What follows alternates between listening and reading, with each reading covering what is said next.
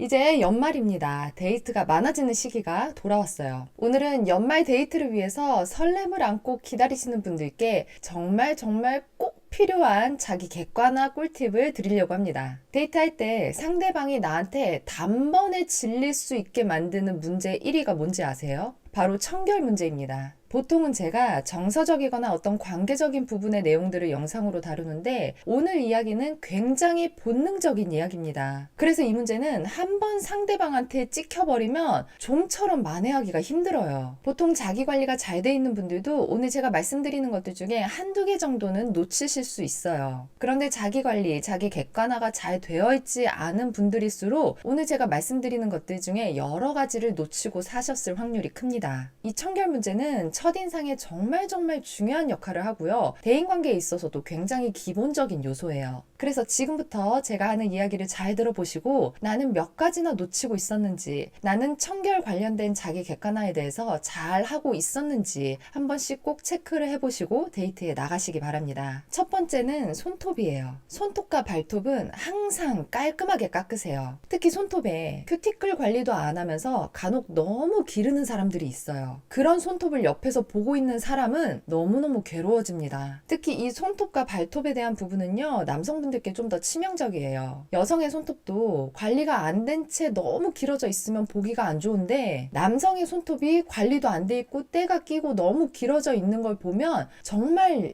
이거는 너무 참기가 힘들거든요. 옆에 있는 사람이 그걸 보고 싶어지지가 않아요. 그리고 간혹 남성분들께서 손톱, 발톱 무좀 때문에 그걸 그냥 방치하고 내버려 두시는 분들이 있어요. 그럼 변색이 되거나 냄새가 나거나 휘어지거나 혹은 조개처럼 딱딱한 껍질들이 쌓이기 시작하거든요. 그런 거는 무좀을 전문으로 다루는 네일샵에 가셔서 손톱, 발톱 관리를 받으시면 병원에 가시는 것보다 훨씬 쉽고 빠르게 관리를 잘 받으실 수가 있습니다. 손톱을 막 물어뜯는 버릇도 상대방이 굉장히 싫어하고 불편해해요. 사실 손톱을 물어뜯는 거는 단순한 버릇 같지만 이건 정서적인 문제예요. 어렸을 때 주 양육자, 그러니까 어머니와의 애착 관계가 제대로 형성되지 않은 데다가 그런 어떤 욕구나 불만을 해소하는 방법을 잘 배우지 못한 거예요. 그렇기 때문에 손톱을 막 물고 뜯고 어떤 이런 행동으로 불안감을 해소를 하는 거죠. 이거는 사실 확실하게 치료를 받으시려면 상담을 받으시는 게 가장 좋습니다. 그런데 사람들은 손톱을 물어뜯는 버릇이 정서적인 부분인지 모르기 때문에 상담을 받으러 가지 않아요. 그리고 이것 때문에 상담실을 찾는 걸 좀 부끄러워 하시는 분들도 많더라고요. 그래서 좋은 방법은 이 손톱 물어뜯는 것도 네일샵에 가셔서 기본적인 케어를 받으면 조금이나마 도움을 받을 수가 있습니다. 이게 어떤 도움을 받는 거냐면 돈 주고 시간 내서 예쁘게 네일 케어를 받았는데 이걸 물어뜯고 싶지가 않은 거죠. 그런 효과를 받는 거예요. 습관 때문에 나도 모르게 손을 입에 가져다 댔다가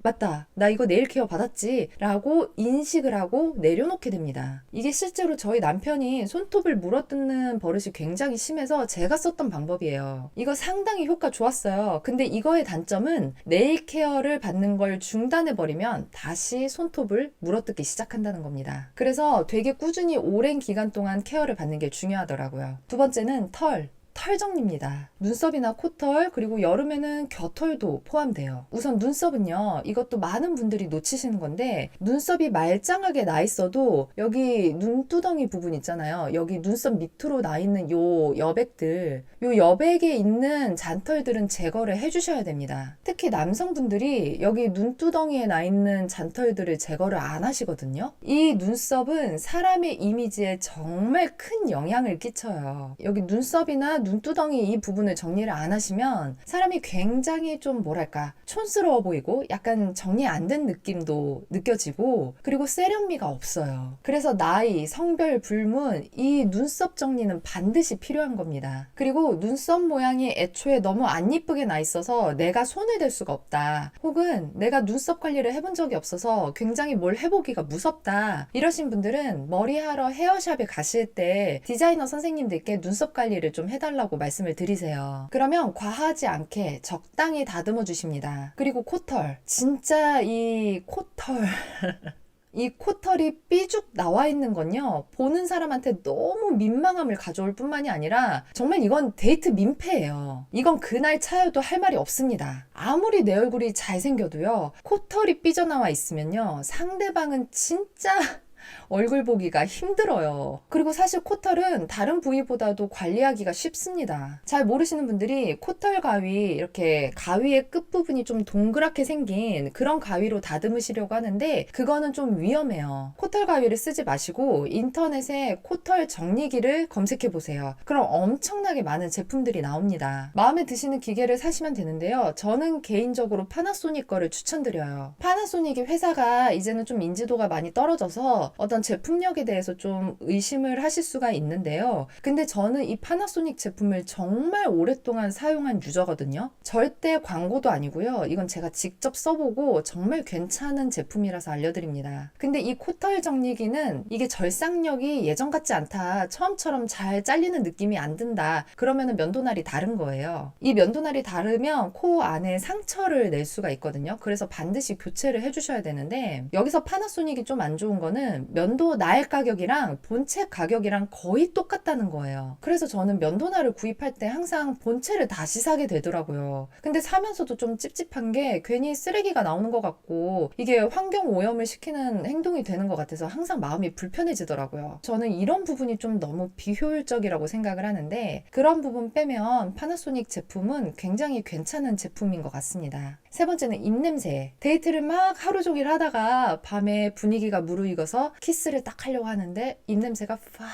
이러면 어떨 것 같나요? 너무 싫단 말이에요. 예전에 TV에서 심한 구취 때문에 이혼을 당한 남자의 사연을 본 적이 있었어요. 실제로 청결 문제는 많은 부부들의 이혼 사유가 되기도 합니다. 살고 있는 집이나 방을 깨끗하게 유지를 하는 거, 그리고 자신의 몸도 청결하고 깨끗하게 항상 관리를 해주는 거 등등 이런 청결에 관련된 문제는 실제로 이별과 이혼의 사유가 되기도 합니다. 여러분들께서는 항상 마우스 스프레이나 구강 청결제를 가지고 다니세요. 여성분들은 가방을 가지고 다니시기 때문에 구강 청결제를 넣어서 가지고 다니시면 되는데 남성분들은 가방이 없잖아요. 그래서 작은 마우스 스프레이를 꼭 가지고 다니시기를 추천합니다. 그리고 평소에 치아를 꼼꼼하게 닦으시고 항상 혀에 있는 설태를 제거하세요. 혀를 왜 닦냐고 말하시는 분들이 가끔 있습니다. 입냄새의 대부분은 혀에서 나오는 거예요. 혀를 안 닦고 살아오신 분들은요, 주변 사람들에게 그간 본인이 크게 민폐를 끼치고 살아왔다는 것을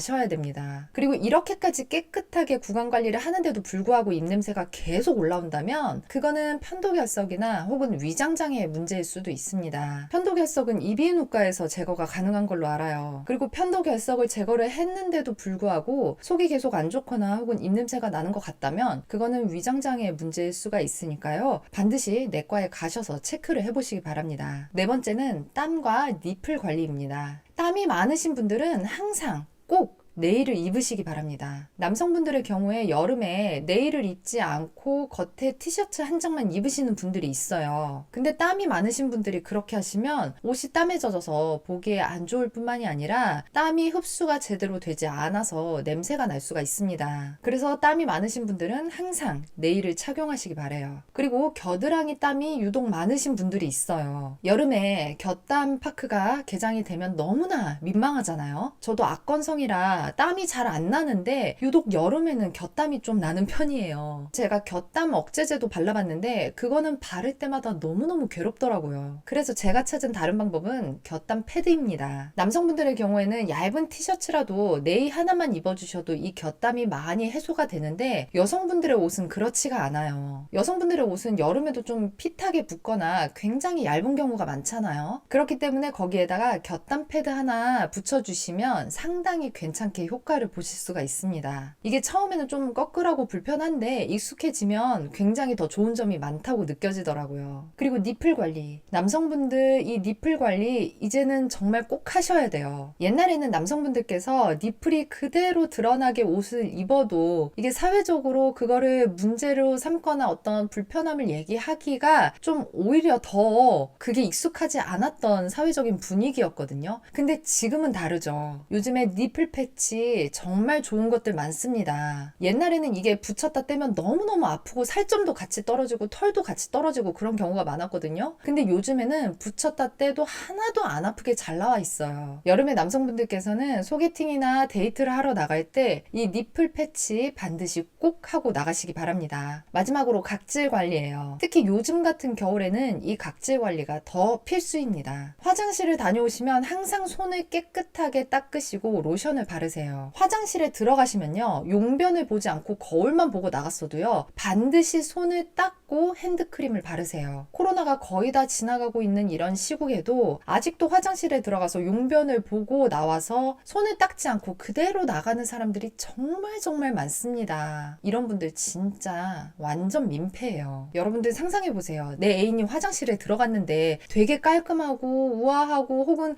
정말 깔끔하고 댄디한 나의 애인이 화장실에 들어갔는데 손을 안 닦고 나온다면 어떨 것 같나요? 저는 정말 상상하기도 싫습니다. 화장실에 들어가셨으면 용변을 보지 않더라도 거울만 봤다고 하더라도 반드시 손을 닦고 핸드크림을 꼭 바르시기 바랍니다. 또 입술에도 각질이 일어나지 않게 촉촉하게 관리를 잘 해주세요. 입술이 쩍쩍 갈라지고 주변에 버짐이 생기는 것은 정말 없어 보이는 이미지예요. 이 이미지는 굉장히 뭔가 불쌍하고 궁핍하고 좀 안 돼 보이는 이미지예요. 손과 입술을 포함해서 전체적인 피부의 촉촉함을 잘 유지시켜주고 있어야, 그래야 같이 다니고 데이트를 하는 사람이 애정 표현도 더 하고 손도 잡고 싶어지고 뽀뽀도 하고 싶어지겠죠. 네, 오늘 영상은 여기까지입니다. 이제 정말 연말인데요. 여러분들의 성공적인 연말 데이트를 기원합니다. 다음 주부터 연말 연초 약 2주 동안 제가 가족들과 휴가를 보내려고 합니다. 휴가를 잘 보내고 나서요, 내년에 또 좋은 영상으로 다시 여러분들을 찾아뵙도록 하겠습니다. 끝까지 시청해주셔서 감사합니다.